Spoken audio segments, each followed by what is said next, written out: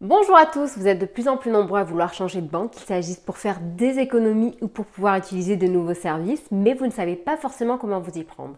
Donc c'est facile, suivez ma chaîne, abonnez-vous si ce type de sujet vous intéresse. Donc je présente la chaîne de comparateurbanque.com qui est un site qui compare, analyse et synthétise les offres des différentes banques, néobanques et fintech pour que vous fassiez des économies sur vos frais bancaires, mais également que vous puissiez utiliser les dernières innovations fintech ou alors faire des économies sur votre crédit ou votre cotisation en assurance. Donc aujourd'hui, comme je vous le disais, on est là par rapport au fait de pouvoir changer de banque facilement et je vais vous donner toutes les astuces disponibles.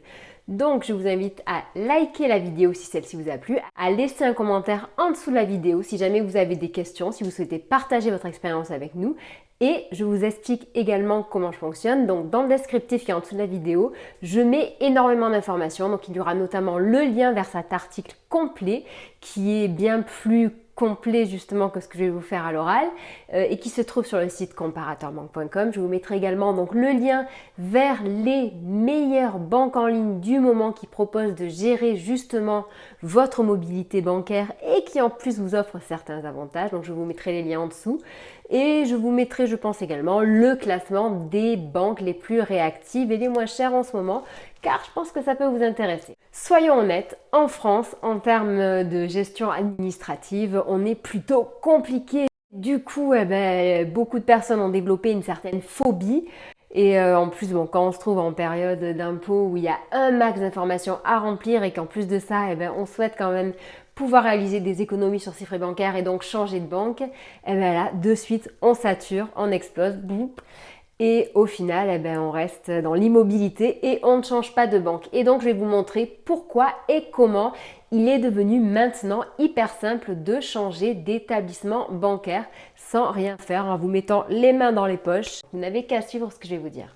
En effet, c'est la loi Macron en 2017 qui a permis donc de déléguer cette lourde tâche qui est de changer d'établissement bancaire et donc d'effectuer ces démarches de mobilité. Pour ce faire, il suffit de signer donc avec le nouvel établissement un mandat, le fameux mandat de mobilité. Dans celui-ci, donc il faudra dire donc bien entendu où se trouve votre ancien compte, qu'est-ce que vous souhaitez transférer, donc je vous dirai par la suite ce qui est transférable et ce qui ne l'est pas, n'est-ce pas?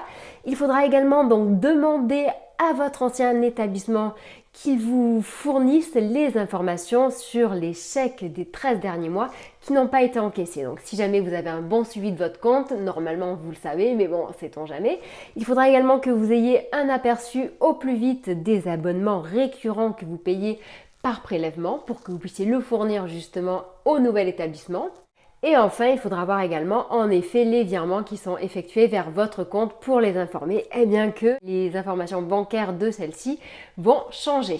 Une fois que vous avez signé ce mandat de mobilité, que vous avez indiqué donc dans le document ces informations sur votre compte bancaire et justement sur les éléments que vous souhaitez transférer et ce qui reste à modifier, normalement le nouvel établissement peut tout gérer pour vous. En effet, donc les établissements qui proposent ça aujourd'hui sont principalement des banques en ligne. Aujourd'hui, certaines solutions de paiement qu'on appelait il y a encore quelques semaines néobanques le proposer, mais c'est vraiment très rare. Ce sont plutôt donc les établissements bancaires mobiles, donc qui sont les banques en ligne comme Boursorama, Fortuneo, ING, Hello Bank, Monabank, etc. Vous avez la liste complète sur le site Comparateur Banque ou alors les établissements classiques. L'autre option étant de tout gérer par vous-même, mais utiliser les services mobilité du nouvel établissement sera bien plus facile.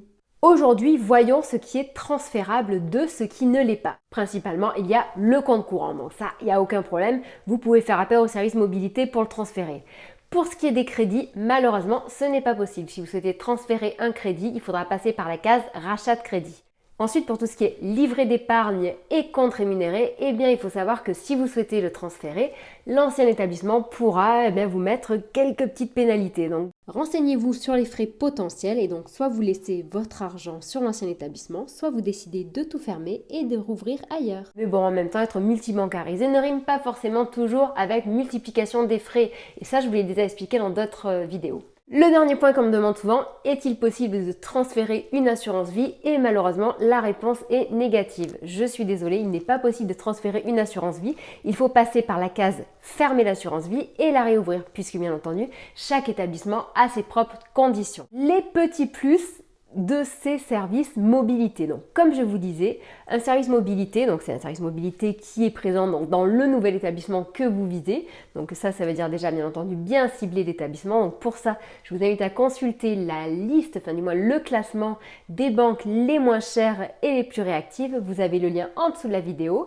Voilà, donc en sachant que dans le lot, il y aura très souvent, généralement en trio gagnant, du Monabank, du Boursorama et du Fortunéo. Et donc justement par rapport à ce point-là, par rapport au point motivant que l'on peut retrouver dans le transfert de compte, sachez par exemple que Fortunéo est hyper attractif. En effet, leur service qui s'appelle NeoChange, le service mobilité, offre une prime sous forme de bons cadeaux. Un autre point, donc ça on le retrouve par exemple chez Boursorama ou chez également AXA Bank ou par exemple aujourd'hui jusqu'à ce soir chez Société Générale, il y a la prime de bienvenue. En effet, changer de banque rime parfois avec prime de bienvenue. Donc celles-ci peuvent aller de 80 jusqu'à 160 €, même plus parfois.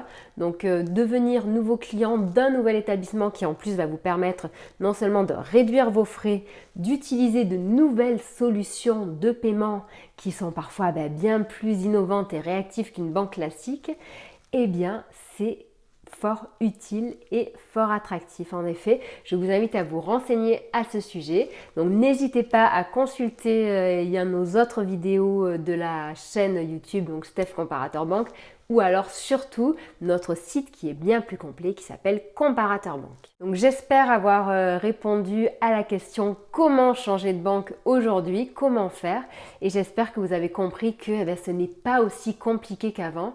Et franchement, ces services mobilité, ça change vraiment tout. Allez, je vous souhaite une bonne journée, je vous dis à très bientôt, au revoir.